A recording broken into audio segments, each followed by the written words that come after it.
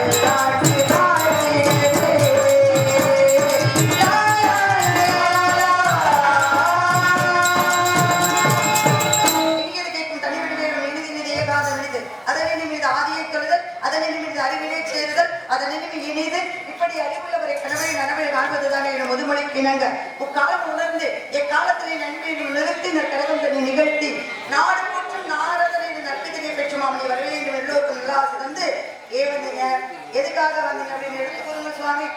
மங்களம் உண்டாகட்டும் அம்மா. உனது பண்பு மிகுந்த அன்பு கணிந்த பக்திக்கு மெச்சு என் இதயம் கணிந்து வாழ்த்தினேன். எப்படி தெரியுமா?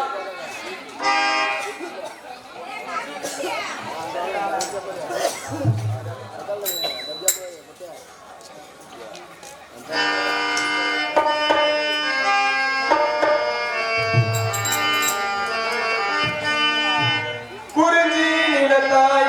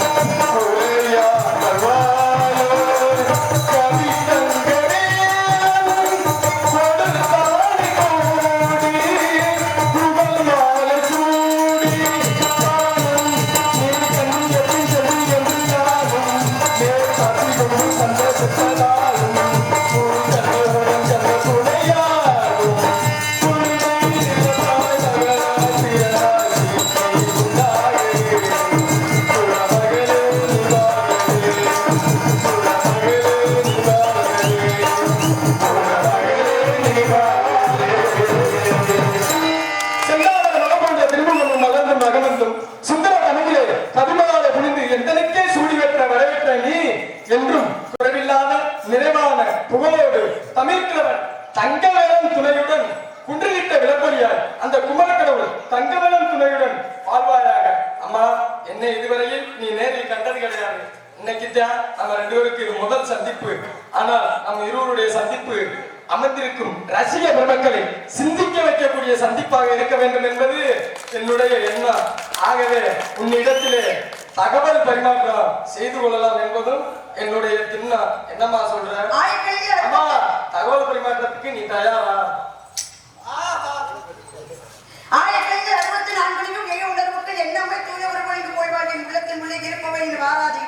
என்று சொல்லக்கூடிய கலைவாணிக்கு புத்திரனாகப்பட்ட நாரதன் மகரிஷி. நாரதன் தான் நீங்க வேற யாரும் இல்ல கேட்கிறேன். பார்த்தா எப்படி தெரியல? நாரதனே எங்க அண்ணன் சொன்னார்.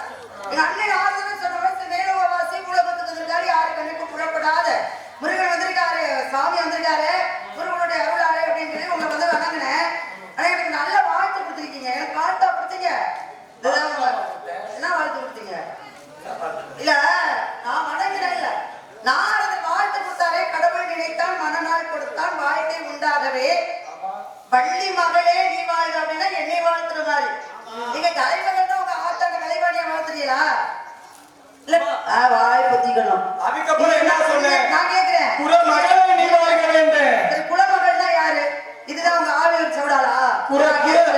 சரி, அதை விடுங்க. ஒரு விஷயம் போயிட்டு போகுது. அதுக்கப்புறம் என்ன கிட்ட சில பரிமாற்றங்கள் தகவல் என்ன தகவல் பரிமாற்றம்? இதெல்லாம் கேட்டா தானே?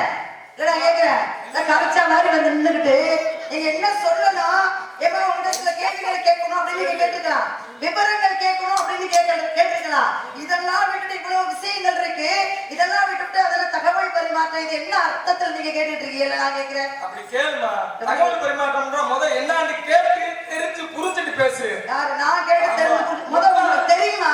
அம்மா சொல்றேன் கேளு. எங்க சொல்லுங்க பாப்பா. என்ன சொன்னீங்க?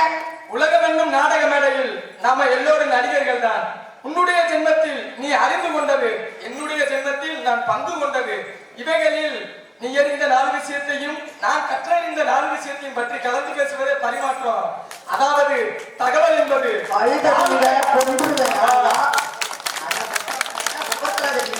தகவல் என்பது வாழ்க்கை அனுபவங்களை செய்திகளாக அறிவிப்பு செய்வதோ வாதி பிரதி வாயிலாக பேசிக்கொள்வதே தகவல் பரிமாற்றம்.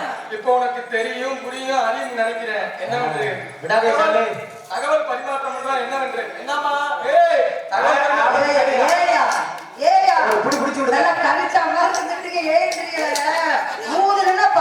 அடுத்த கிராமத்துக்கு சரிங்களா? யாருக்கிட்ட என்ன பேசணும், எப்படி பேசணும், எந்த மாதிரி பேசணும் அப்படின்னு தெரிஞ்சு வச்சுக்கணும். இந்த கரைச்சான முடிஞ்சா ஜெயிச்சு பார்த்துருப்போம். முடிஞ்சா ஜெயிச்சுக்கலாம், பேசி பாருமா. இதுக்கு மேல உங்களுக்கு பயன்படுவோம். இல்ல இல்ல, நீங்க பயப்படலாம் வேணாம். பேசுற இந்த தைரியம் தான் இருக்கணும். என்ன ஆசான் தங்கவேலனுடைய ஆசி, அதே காட்டில செல்வமனுடைய ஆசி இருக்கு அப்படின்ற தைரியத்துல நீங்க பேசுறீங்க. பாரம்பரியம் இல்லையா? அப்ப கொஞ்சமாவது அந்த ரத்தத்துல ஊர் இருக்கும். அப்ப இந்த சவுடால் வரத்தான் வேணும். இனமும் அப்படி சரி, ரத்தமும் அப்படி சரி, வந்தா பழியும் அப்படி சரி. சவுடால் இல்லாட்டி ஓட்டையெல்லாம் தப்பிக்க முடியாதுல்ல. சவுடால் வேணும்ல. உங்களுக்கே இப்படி சவுடால் இருந்தா அப்ப எனக்கெல்லாம் எம்புட்டு இருக்கும். அப்ப பேசிக்கலாங்க. தகவல் பரிமாற்றம் சொல்லி அருமையான விளக்கம் சொல்லியிருக்கீங்க. இப்ப நான் யாரு? பூலகவாசி. நீங்க யாரு? வேலகவாசி. வேலகவாசிக்கும் ஒரு பூலகவாசிக்கும் என்ன விஷயங்கள் இருக்கு, என்ன விவரங்கள் இருக்கு, இது தகவல் பரிமாற்றம். இதுக்கு தானே நான் சொன்னேன் அப்படின்னு நான் சொல்லிருக்கீங்க. தகவல் பரிமாற்றம்னா என்ன தெரியுமா? எங்க பூலகத்துல சொல்லவா? சின்ன பிள்ளைத்தனமா தான் இருக்கும், ஆனா அது கொஞ்சம் விவரம் இருக்கும். விவரம் அப்படின்னா எனக்கு தெரியாதுப்பா, எனக்கு தெரியாது, அந்த விவரத்தை நீ சொல்லு, நான் தெரிஞ்சுக்கிறேன் அப்படின்னு கேட்கறதுக்கு விவரம். இப்ப எனக்கு தெரியாத விஷயங்களை கேட்டு தெரிஞ்சுட்டா அதுக்கு பேரு விவரம். இல்ல கேள்வி நான் கேட்பேன் அப்படின்னா எனக்கு தெரியும், ஆனா வந்திருக்கிற உனக்கு தெரியும். அப்போ ஒன்று நான் கேள்வி கேட்பேன், எங்க நீ நல்லா படித்த அறிவாளியாக இருந்தா என்னுடைய கேள்விக்கு நீ பதில் சொல் அப்படின்னு கேட்கறது விவரம். இந்த தகவல் பரிமாற்றம் அப்படின்னா இப்ப ஆவியூர்ல ஒரு விஷயம் நடக்குது. இப்ப ஆவியூர்ல நடக்கிற விஷயத்த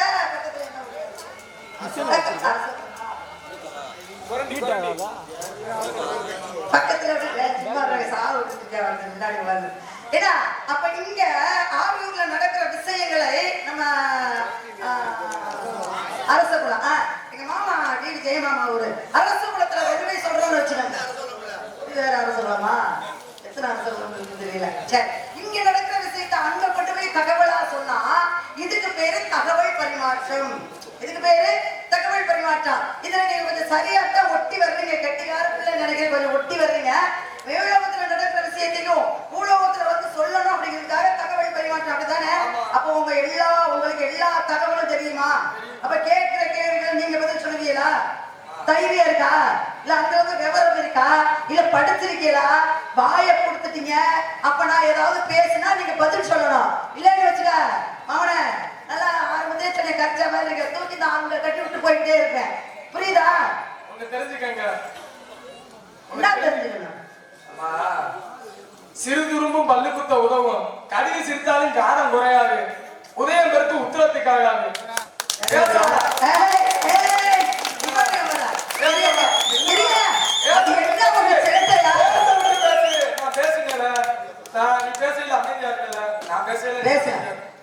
பேசலாம், நீயும் பேசலாம், நானும் பேசலாம்.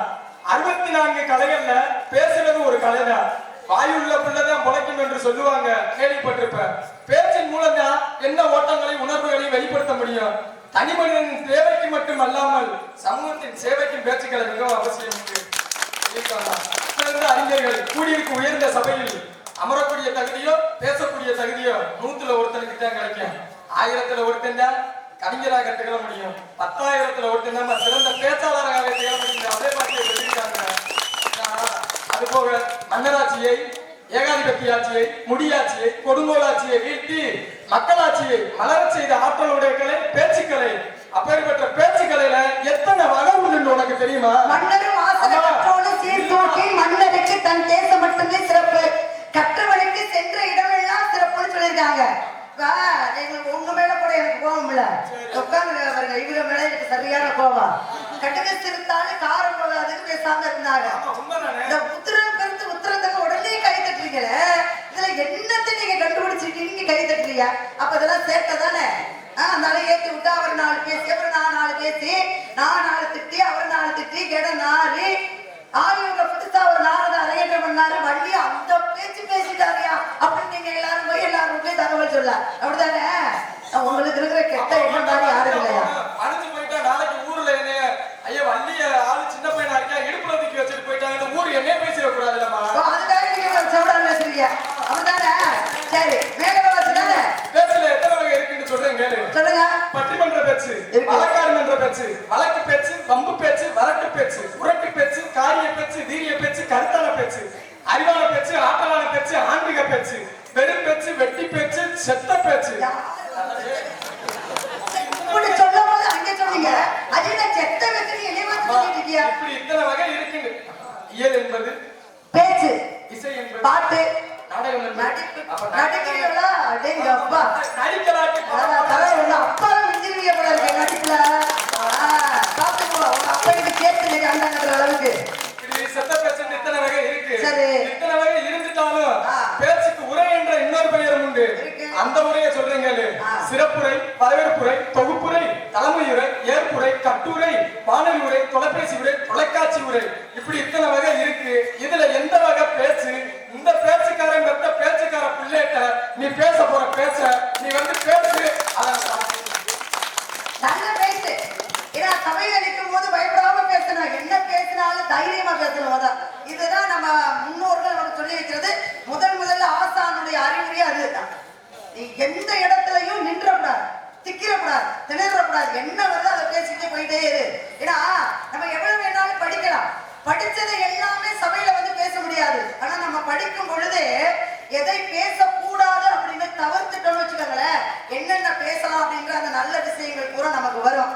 ஒருத்தன் படிக்கிறான் அப்படின்னா என்னெல்லாம் பேசலாம்னு தெரிஞ்சுக்கிறதை காட்டும் எதை பேசக்கூடாது சபையில அப்படின்ற விளக்கணும்.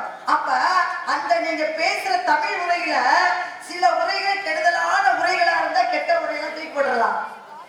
கெட்ட உரையெல்லாம் தூக்கி போட்டுடலாம். நல்ல உரையை மட்டும் வச்சுக்கணும் தமிழ் உரை. அதனாலதான் சொன்னேன். இப்ப நீங்க மேல வாசி தானே கூடவத்துக்கு வந்திருக்கீங்க, என்னை பத்தி கேட்கணும்னு சொன்னீங்கல்ல, கேளுங்க. நான் கேட்கிற மாதிரிங்க. என்ன கேட்க போறீங்க? நீங்க என்ன கேட்கணும்னு நினைக்கிறீங்க?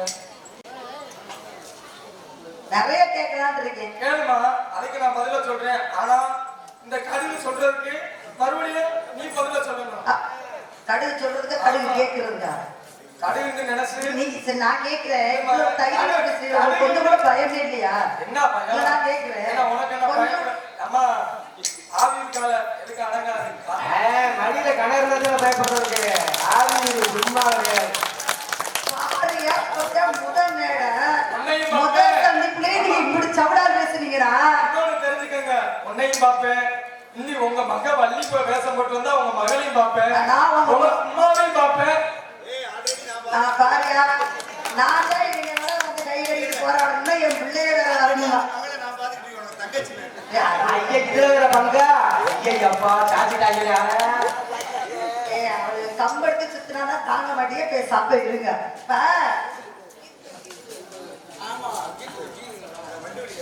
எவ்வளவு வேணாலும் பேசலாம். இயல் இசை சொல்லிருக்கீங்க, நாடகம் சொல்லிருக்கீங்க, இந்த பேச்சு இசைன்ற பாட்டு இருக்கணும். வந்திருக்கீங்க, என்னை பத்தி என்ன கேட்கணும்னு சொல்லுங்க, நான் பதில் சொல்லிட்டு அதுக்கப்புறம் கேள்வி எடுத்துட்டு போவோம்.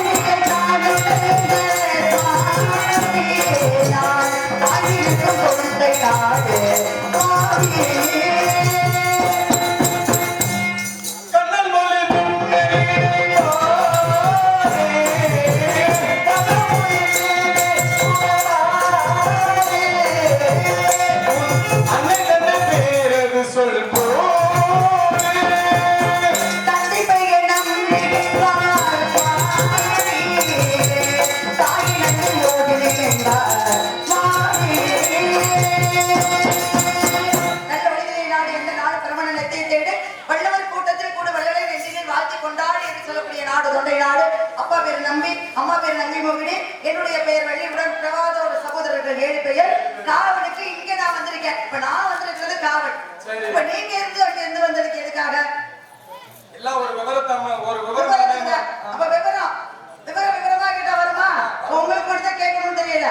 எதுக்காக வந்திருக்கீங்க? இப்ப நீங்க தகவல் பரிமாற்றம் சொன்னீங்கல்ல, அந்த தகவலுக்கு இப்ப நான் வர்றேன். மேலோகத்துல வந்து கூடப்பத்து வந்திருக்கீங்க. அப்ப உங்களுக்கு நடந்தது தெரியும், நடக்கிறது தெரியும், நடக்க இருக்க முக்காலம் உணரக்கூடிய நீங்க என்ன கேட்டாலும் பதில் சொல்லுவீங்க.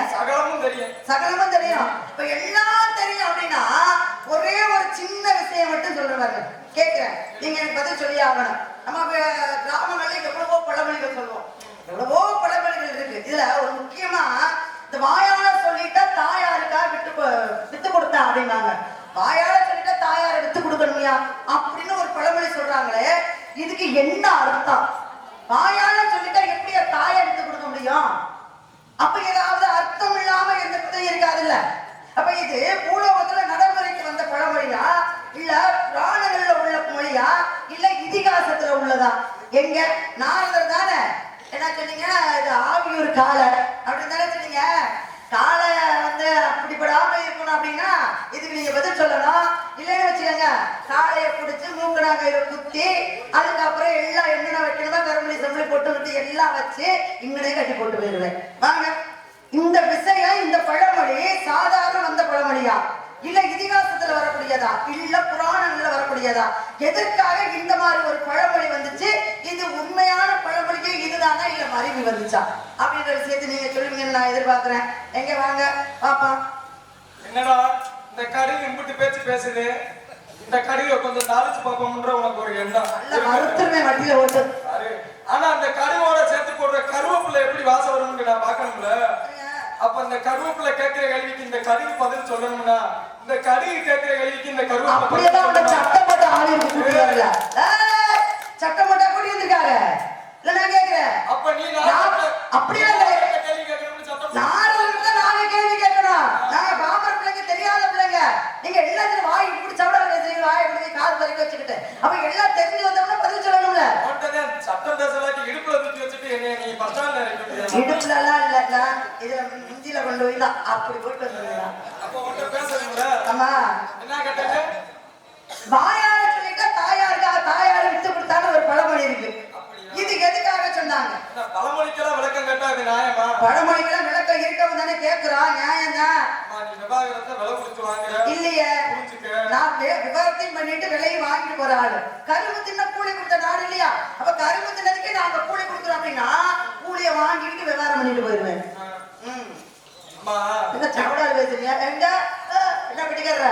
ஏத்தி விட்டீங்க. இப்ப என்னாச்சு? குளிக்கிறாரு எருமாக இப்ப சொல்லுவார்ல சொல்றாரு நாளைக்கியா சொல்லுவாரு. பட்டிய நொறுக்கிட்டு சொல்ல சொல்லியா? முன்னாடி இருக்கு புரட்டாசி, அவரும் கேட்பாங்க, நாங்க புரிச்சு கேள்வி கேட்பாங்க. அம்மா இது மகாபாரத பழமொழி, பெரிய கதை. இருந்தாலும் சுருக்கமா சொல்லி விளங்க வைக்கிறேன். கர்ணனுடைய அம்மா குந்தி தேவி கர்ணன்ட்ட வரம் கேட்டா. என்ன வரம் கேட்டா? கர்ணா, உன் கையில இருக்க நாக இஸ்திரத்தை ஒரு முறையா நீ அர்ஜுனனை ஏவ வேண்டும் என்று வரம் கேட்டா. அதுக்கு கர்ணனும் சரி என்று வாயால சம்மதம் சொன்னான். அப்ப போர் நடக்குது. கர்ணன் அர்ஜுனன் மீது நாக இஸ்திரத்தை ஏவுறான். அது இந்த கிருஷ்ணனின் சூழ்ச்சியால முறியடிக்கப்படுகிறது. அதுக்குதான் ஒரு பாட்டு இருக்குமா? செஞ்சோட்டு கடற்கீர்க்க சேராதரிடம் சேர்ந்து பஞ்சத்தில் வீழ்ந்தாயடா கர்ணா, பஞ்சகன் கண்ணனடா கர்ணா, பஞ்சகன் கண்ணனடா. அப்படி அந்த கிருஷ்ணனின் சூழ்ச்சியால அந்த நாகாஸ்திரம் முறியடிக்கப்படுகிறது. அந்த முறியடிக்கப்பட்ட நாகாஸ்திரம் கர்ணன்ட்ட வந்து கெஞ்சுது. கர்ணா, ஒரு முறை நீ என்னை ஏவுன, அது கிருஷ்ணனின் சூழ்ச்சியால முறியடிக்கப்பட்டுச்சு. இன்னொரு முறை நீ என்னை ஏவு.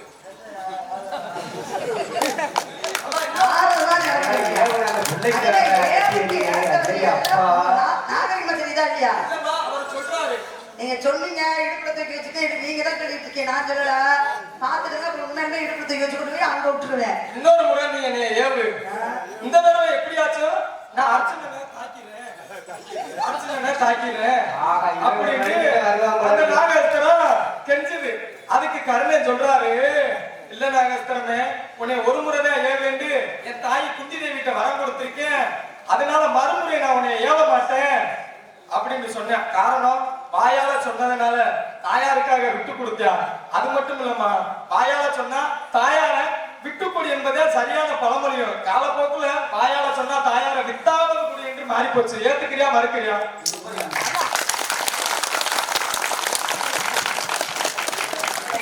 தெரியாமத்தான் கேக்குறேன். கேள்வி கேட்டது நான், பதில் சொல்றது அவரு. நான் சரியா இல்லையான்னு சொன்னங்காட்டி நீங்க தட்டிக்கிறீங்க. நீ 2 வரி கேட்ட, நான் 30 வரி பதில் சொன்னேன். 2 வரி பெருசா 30 வரி பெருசா? அதுக்குதான் நான் ஐயா உங்களெல்லாம் முளையிலே தட்டி வைக்கணுமே. சரி இல்லையே, நீங்க இன்னைக்கு அரங்கேற்றத்துல இந்த போர்டு போட்டீங்க அப்படின்னா நீ எத்தனை முறை உங்க மேல நடிக்க மாட்டோம்னு எழுதி போடுவாங்க.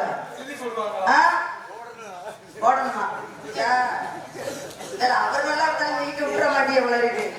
சரி, கேட்ட கேள்விக்கு சாதாரண பழமொழி, தாயார சொல்லிட்டா தாயாரை விட்டு கொடுக்கணும் அப்படின்னா எந்த தாயாரை விட்டு கொடுக்க முடியும்? இது மகாபாரதத்துல உள்ள கதை, அருமையான விஷயம். ஏன் அப்படின்னா கிருஷ்ண பரமாத்மாவும் அர்ஜுனனும் நண்பர்கள். அவங்க மாமன் மச்சனா தான் இருந்தாலும் நண்பர்கள். அர்ஜுனனை ரொம்ப பிடிக்கும் கிருஷ்ணருக்கு. 2 பேரும் இப்படி போயிட்டே இருக்காங்க. போயிட்டே இருக்கும்போது ஒரு அந்தனர் வந்தாரு. அந்தனர் வந்து கிருஷ்ணன் இருக்காரு, ஆபத்தானவன், அநாத ரட்சகன், அவர்கிட்ட கேட்கல, அர்ஜுனன் கிட்ட கேட்கிறான். அர்ஜுனா, எனக்கு பசியா இருக்கு, என்னுடைய பசியை அடக்கணும் அப்படின்னா நீ எனக்கு உணவு தந்தாகணும் அப்படின்னு. ஆனா கண்ணனுக்கு தெரியும், ஏன்னா கண்ணன் ஆகப்பட்டவர் கபட நாடக சூத்திரத்தாரி. வந்தது யாரு, எதுக்காக, என்கிட்ட கேட்காம அர்ஜுனன் கிட்ட கேட்கிறான் அப்படின்னு கிருஷ்ணருக்கு தெரியும். கிருஷ்ணருக்கு தெரியும். அப்ப அர்ஜுனன் பாக்குறாரு யார, கிருஷ்ணர.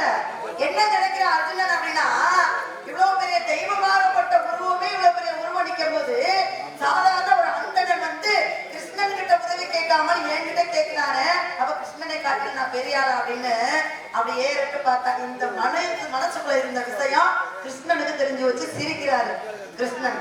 அப்படியாடா, சரிடா, அப்ப நீ பெரிய ஆளு, இந்த இடத்துல தெய்வமா நான் இருந்தாலும் என்கிட்ட கேட்காம உங்ககிட்ட உதவி கேட்கிறேன் அப்படின்னு என்னை நீ ஏறிட்டு பாக்குற. ஆனா நீ யாரு, உனக்கு எப்படி தெரியும், எதுக்காக நீ இப்படி சிரிக்கிற அப்படின்னு எல்லாம் எனக்கு தெரியும்டா. டேய், என்னை சாதாரண ஆள் நினைச்சிடாத அப்படின்னு அவர் சொல்லியிருந்தா கை தட்டிருக்கீங்க. என்ன பண்றது? ஏடா அவர் ஒரு வார்த்தை வாடின்னு சொல்லிட்டு நீங்க எல்லாரும் கூடி வாடி கை தள்ளிருக்கீங்க.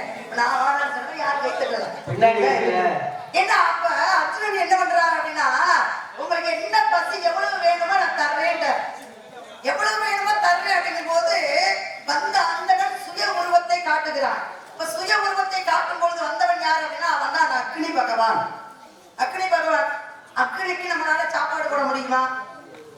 அக்னினா நெருப்பு இல்லையா? நீ சாப்பிடுற அப்படின்னா உலகத்தையே எரிச்சிட மாட்டான். அப்ப அக்னியுடைய பசிக்கு எப்படா உணவு போடுறது அப்படின்னு அர்ஜுனன் யோசிக்கிறான். அப்பதான் கண்ணன் நேரிட்டு பார்த்தது அர்ஜுனனுக்கு புரிந்தது. கண்ணா நீ பயங்கரமான ஆளு, பெரிய ஆளுதான். அவன் என்கிட்ட உதவி கேட்கும் போது நான் சொல்லி சிந்திச்சிருக்கணும். என்கிட்ட உதவி கேட்க கண்ணன் நிற்கும் போது கண்ணன் கிட்ட கேட்காம நம்ம கிட்ட கேட்கிறானே உதவி அப்படின்னா சிந்திச்சிருக்கணும். ஆனா நான் ரொம்ப ஏழனமா உன்னைய பார்த்தேன். ஆனா இப்ப வந்திருக்கிற அக்னி பகவான் அவனுக்கு நான் சாப்பாடு கொடுத்தே ஆகணும். இப்ப நான் சாப்பாடு கொடுக்கணும் அப்படின்னா அவனுக்கு என்ன வேணும்னு கேட்கணும் அப்படின்னு. அப்பதான் சொன்னா அக்னி பகவான், நான் இந்த பெரிய காடு பத்தின காடு இதை நான் எரிச்சாகணும். எரிச்சாகணும் அப்படின்னா நான் இந்த காட்டை மனத்தை எரிக்கும் பொழுது என்னுடைய பசிக்கு எல்லாம் இரையாகணும். எதுவும் இதுல இருந்து தப்பிச்சு போக கூடாது அப்படின்னு அக்னி பகவான் சொல்லியார். அதுக்காகதான் கண்ணன் அர்ஜுனன் என்ன பண்றா, அவன் கையில இருந்த வில்லை சிரமமாக தொடுக்கிறான். அப்படியே அந்த காட்டை சுத்தி வட்டமாக ஒரு வட்டம் போட்டது, வேலி போட்டது. வேலி போடும் போது இவன் அந்த காட்டை எரிச்சுக்கிட்டு அக்னி பகவான். அந்த காடு வனம் எரிஞ்சுட்டே இருக்கு. இந்த வனத்துக்குள்ள எவ்வளவு மிருகங்கள் இருக்கும், எவ்வளவு ஊர்வன பரப்பன நடப்பன எவ்வளவு இருக்கும். அப்ப எல்லாமே அலறுது, கூக்குரல் விட்டு அலறுது. இது மகாபாரதம். பாண்டவர்களுக்கு கௌரவர்களுக்கு சண்டை வந்து பாதி அக்ரோடி கணக்கு அழிந்ததற்கு காரணம் இங்க இருக்கிற ஊர்வன பரப்பன அவர்களுடைய அழுகுரல் தான், அபாய குரல் தான். நமக்கு ஆபத்து வந்தோம்னா அம்மா என்னை காப்பாத்துக்கணும் நம்ம சொல்லிடுவோம். காட்டுக்குள்ள இருக்கிற ஒரு பூச்சிக்கு, ஒரு புழுவுக்கு, ஒரு பறவைக்கு, ஒரு மிருகத்துக்கு ஆபத்து வந்துச்சு அப்படின்னா அது எப்படி கூப்பிட்டு சொல்லுமா? சொல்ல முடியாது. அபாய குரல் மட்டும்தான் கேட்கும். அப்ப ஆபத் பாண்டவனாக இருந்தது யாரு? அங்கே கண்ணனாகப்பட்டவள். அங்க காக்கிறவன் அர்ஜுனன் கட்டி காத்தான். அங்க அக்னி பகவான் எரிச்சான். காக்கக்கூடிய கடவுள் காக்காம நின்னுட்டார். ஏன்னா கேட்ட வரம் அப்படி இவன் கொடுத்துட்டான். அப்பதான் அங்க இந்த கார்கோடைகள் அப்படின்ற ஒரு பாம்பு அப்படி பறந்து வருது. பறந்து வரும்போது அர்ஜுனன் என்ன பண்றான், அக்னி பகவானுக்கு கொடுத்த வாக்கின்படி எந்த ஜீவராசிகளும் இந்த வலையை விட்டு தாண்டக்கூடாது அப்படிங்கிறதுக்காக கையில இருந்த பானத்தை தூக்கி போடுறான். அந்த தலை துண்டிக்கப்பட்டது, இருந்தது கர்ப்பம், அதுல ஒரு நாகமாகப்பட்டது தப்பிச்சு போச்சு. அதனுடைய வைராக்கியம் தான் கணையாக மாறி கர்ணன் கைக்கு போனது. அதனுடைய வேண்டுதலும் அதனுடைய வரம் என்ன தெரியுங்களா? யார கொல்லணும்? அர்ஜுனனை கொல்லணும். காரணம் என்ன? இந்த வனத்தை எரிக்கணும் அப்படின்னு அக்னி பகவான் கேட்கும் பொழுது பாதுகாப்பாக இருந்தது யாரு? அர்ஜுனனாகப்பட்டவள். அப்ப அர்ஜுனனை நான் தான் கொல்லுவேன் அப்படிங்கிறதுக்காகத்தான் நாகாஸ்திரம், அந்த நாகாப்பட்டது அஸ்திரமாக மாறி கர்ணன் கைக்கு போனது. இந்த விஷயம் கண்ணனுக்கு தெரியும் இல்லையா? அதத்தான் போய் குந்தி தேவி கிட்ட சொன்னா அங்கிட்ட இருக்கிற நாகாஸ்திரம் அது அர்ஜுனனுடைய உயிரை பறிப்பதற்காகவே அந்த கணையா இருக்கு. நீ போய் கர்ணன்கிட்ட வரம் கேளுன்னு சொல்ல. அப்பதான் கர்ணன்கிட்ட போய் குந்தி தேவி 2 வரம் கேட்டால் 5 பேர் இருக்காங்க. இந்த 5 பேர்ல அர்ஜுனனை தவிர வேற யார் மேலேயும் இந்த நாகாஸ்திரத்தை ஏவக்கூடாது. அர்ஜுனன் மீதும் ஒரு முறைக்கு மறுமுறை ஏவக்கூடாதுன்னு அங்க வாக்கு கேட்டார். வரத்தை கொடுத்தான் கர்ணனாகப்பட்டவன். அப்பதான் அதுக்காகத்தான் சொல்லுவாங்க, வாக்கால் சொல்லிவிட்டால் யாருக்காக வாக்கு கொடுத்தாரு? தாய்க்காக வாக்கு கொடுத்தான். அப்ப தாய்க்காக சொன்னதை நான் காப்பாத்தியே ஆக வேண்டும் அப்படிங்கிறதுக்காக தான் வாக்காள சொன்னா தாய்க்காக விட்டு கொடுத்தாரு அப்படின்ற ஒரு அருமையான பழமொழி. அருமையான பழமொழி எல்லாம் சரிதான், சொன்ன விஷயமும் சரிதான். ஆனா பழமொழிக்கு ஏற்றவாறு கதையை சொன்னீங்க, அர்த்தத்தை சொல்லி முடிச்சிட்டீங்க. அந்த இடையில சவுடாத்தனமா 2-3 வார்த்தை எல்லாம் பேசுறீங்க பாத்தீங்களா? அதெல்லாம் கொஞ்சம் குறைச்சுக்கிறீங்க சரியா? உள்ள பேசக்கூடாது, புரியுதா? இல்லைன்னா மறுபடியும் சொல்றேன், சட்டம் போடாத எனக்கு பிடிக்காது.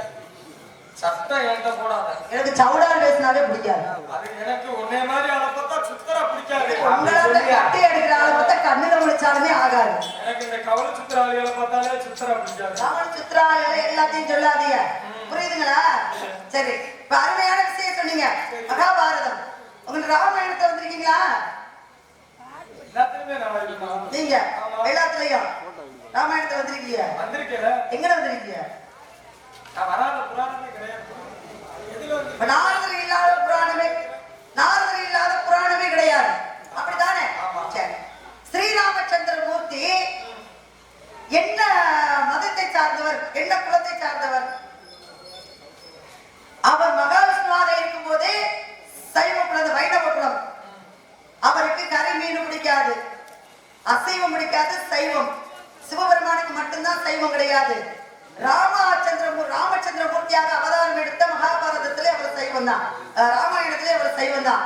அப்ப ராமன் சைவமாக இருக்கும் பொழுது இந்த புகுநாகப்பட்டவன் ஒருத்தர் இருந்தா பார்த்தீங்களா, அவரை எங்க கொண்டு போய் பஞ்ச வழியில கொண்டு போய் நதியில செலுத்தி படகுல வச்சு கொண்டு போய் விடுறார். ஆனா அந்த இடத்துல ராமனை பார்த்த சந்தோஷத்துல அவருக்கு என்ன கொடுத்தாரு தெரியுங்களா? மீனையும் தேனையும் கொடுத்தாரு. நட்புக்கு இலக்கணமாக மீனையும் தேனையும் கொடுத்தாரு. மீன் சாப்பிடுவாரா ராமச்சந்திரமூர்த்தி? சாப்பிட மாட்டாரு. என்ன காரணத்துக்காக தேனையும் மீனையும் கொடுத்தாரு? ஏன் இந்த தேனை தான் கொடுக்கணுமா? வேற எந்த பொருள் இருக்கா? இல்லையா? இப்ப மீனை தான் கொடுக்கணுமா? வேற எதுவும் கொடுக்கறது இல்லையா? ஏன் அப்படி கொடுத்தாரு? எங்க சொல்லுங்க பாப்பா. இப்ப சொல்லுங்க, எதுக்காக வந்திருக்கீங்க அப்படின்னு கதையோட போயிட்டு இருப்போம். தங்களுடைய நாடு தொண்டை நாடு, ஊர் சிற்றூர், நிலம் குறிஞ்சி நிலம். உங்க பேரு? பள்ளி. தந்தை பேரு? நம்பி. தாயார் பேரு? நங்கை போகினி. வள்ளி இங்க வர காரணம்? காவலுக்கு வந்திருக்கேன். என்ன காவல்? திணை காவல். என்ன திணை? கருதினை செந்தினைக்கும். கருந்தினை யாருக்கு? செந்தினை யாருக்கு? கருதினை எங்களுக்கு, செந்தினை செந்தூர் வடிவேலனுக்கு. அப்ப இங்க என்ன பண்றீங்க? இங்கயா காவல் பார்த்துக்கிட்டு இருக்கேன். காவல் பண்றீங்க? ஆமா. இந்த காவல் யாருக்கு கேக்குறீங்களா? இந்த காவல் திணை யாருக்கு கேக்குறீங்களா?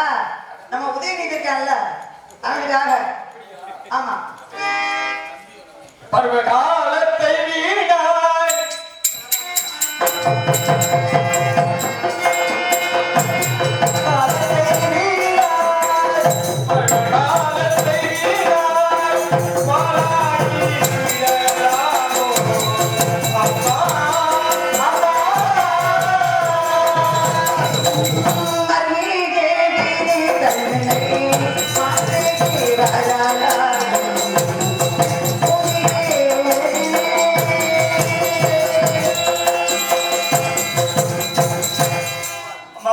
விதிமதியை பற்றி பேசினால் காலமும் நேரம் வீணா போகணும். சரி. பருவ காலத்தை பயிற்சி என்பது போல உனக்காண்டி எனக்காண்டி மாப்பிள்ள ஆண்டி வந்திருக்கிறேன். எனக்காண்டி மாப்பிள்ள பார்த்துட்டு வந்திருக்கிறேன். நீங்க?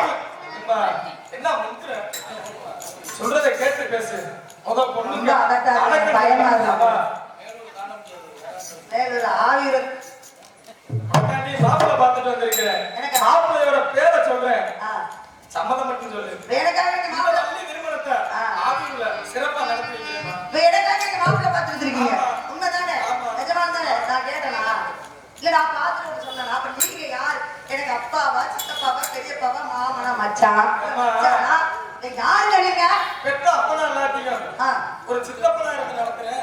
நீங்க அம்மா அதாவது சித்து அப்பனா இருந்து நடத்துறேன்னு சொல்றேன். சித்து கட்டுற அப்ப சித்தப்பனாகப்பட்டவன்.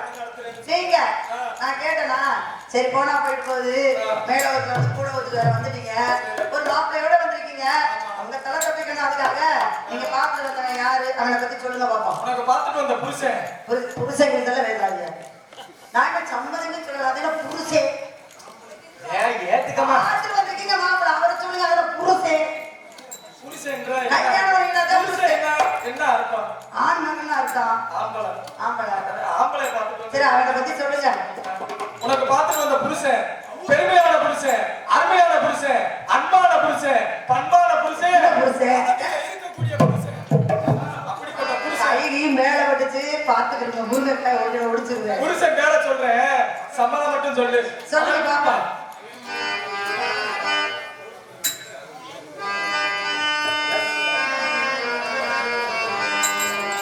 கோடி அழகு கொட்டுவே வடிகள் மேல அது ஜோதி அருள வெறுமை வள்ளி அம்மால கோடி அழகு கொட்டுவே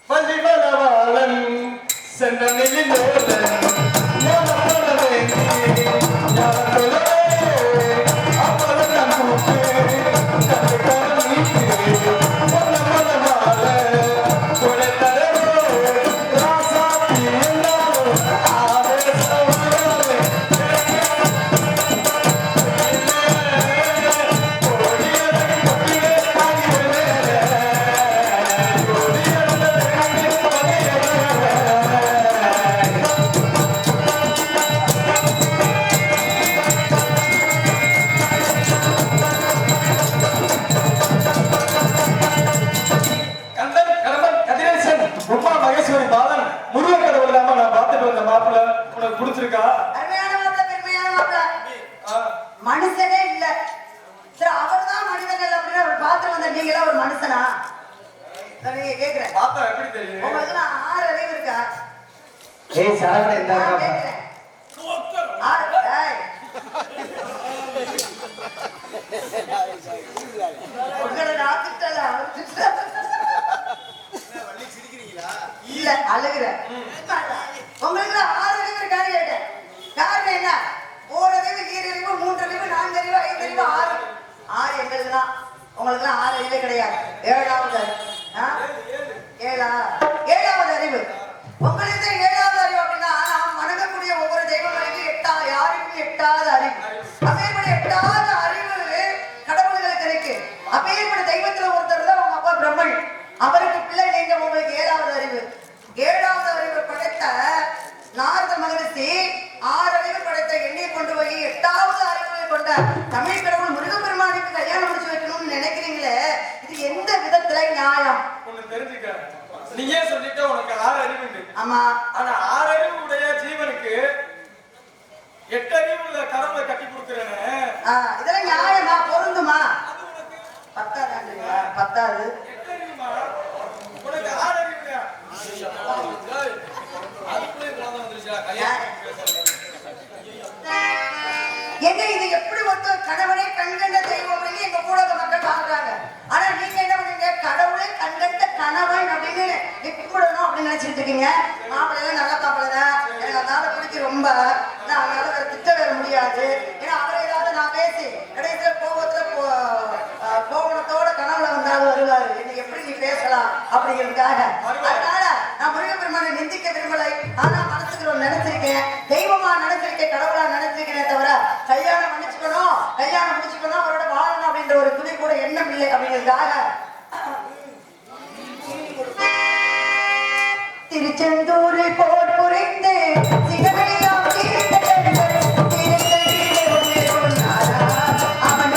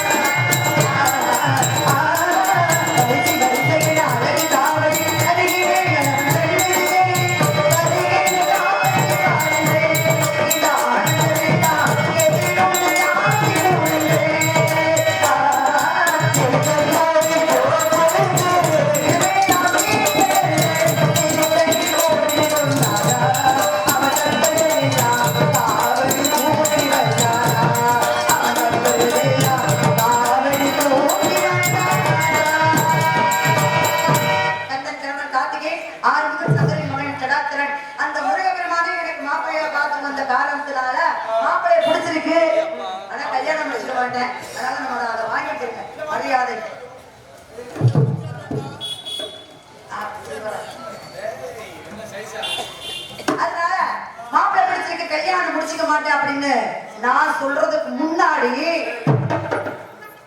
இந்த கேள்வி ஒண்ணு கேக்குறீங்க.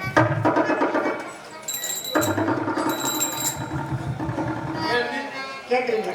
நீங்க முதல்ல என்கிட்ட ஒரு கேள்வி கேட்டீங்களே, அதுக்கு நான் பதில் சொன்னேன். ஆனா மறுபடியும் நான் உங்ககிட்ட ஒரு கேள்வி கேட்கல. கேட்கிட்டேன். கேட்கிற அளவுக்கு அவ்வளவு பெரிய வாழ்க்கையா நீங்க? பயமில்ல கொஞ்சம் கூட இதுதானே? புயல தமிழக புரிந்து வந்தவரே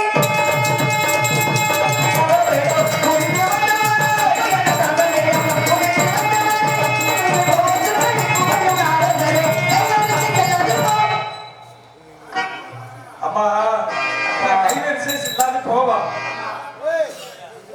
வேறு வரும் இல்லை மேதினி மீதினிலே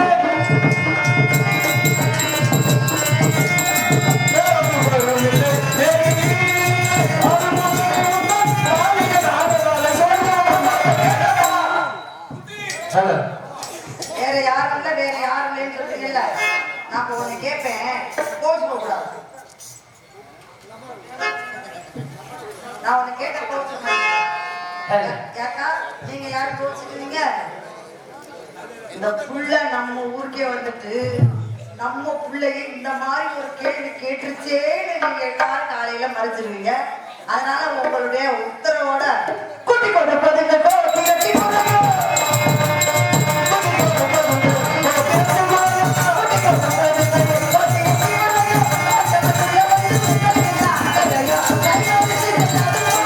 என்ன கூட்டிட்டு வந்திருக்கீங்களா? இல்ல நான் கேட்கிறேன். கூட்டி கொடுத்துறேன்னு வச்சுக்க.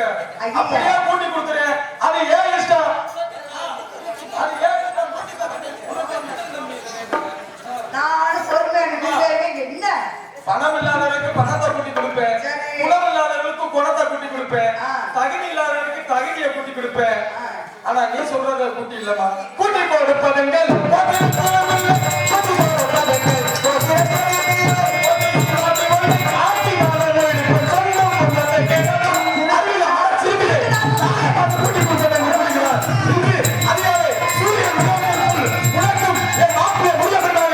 கல்யாணத்தை நடத்தி காட்டுவேன். இது சத்தியம் சத்தியம் சத்தியம்.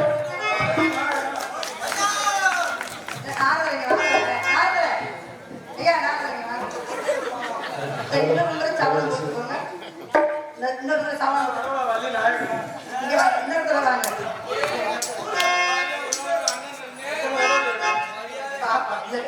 அம்மா, சத்தியம் சத்தியம் சத்தியம். அத்தாச்சி இருந்தா போனா போயிட்டு நாரதுல கொஞ்சம் விட்டு வைக்கிறேன். புரியுதுடா? ஒண்ணு தெரிஞ்சுக்க, என்ன? உனக்கு புரிசல் இல்ல, அதனால புருஷனை கூட்டி கொடுக்குறேன். அதையும் புரிஞ்சுக்க. ஓ அப்படியா? எனக்கு புருஷன் இல்லாதனால புருஷனை தாரியா? அப்ப புருஷன் இல்லை அப்படின்னா அடுத்தவங்க புருஷனை கூட்டி கொடுத்துருவாரா இல்லது? எக்ஸ்கியூஸ் மீ மேடம், அக்கா excuse me please keep quiet. உங்க பிரச்சனை என்ன? ஏன் டென்ஷன் ஆகுறீங்க? ஐயா வந்தாரு மறுபடிக்கு. What is madam? நாரதுல எனக்கு மாப்பிள்ளை வாங்கி வந்திருக்காரா? மாப்பிள்ளைனா யாரு? நானே அவனா? ராத்திரியே ராத்திரியா? டேய் ஏய் கார்த்திகே. நடந்தாப்பா நம்ம சரவணன். ஐயா. நான் என்ன சரவணன். ஐயா அப்பா, நான் என்ன சொல்றேன்? என்ன சொல்ற? முருகனுக்கு கார்த்திகேயன் முருகன் அப்படின்னு மட்டுமா பேருக்கு? சரவணன் இருக்கா? The nice girls.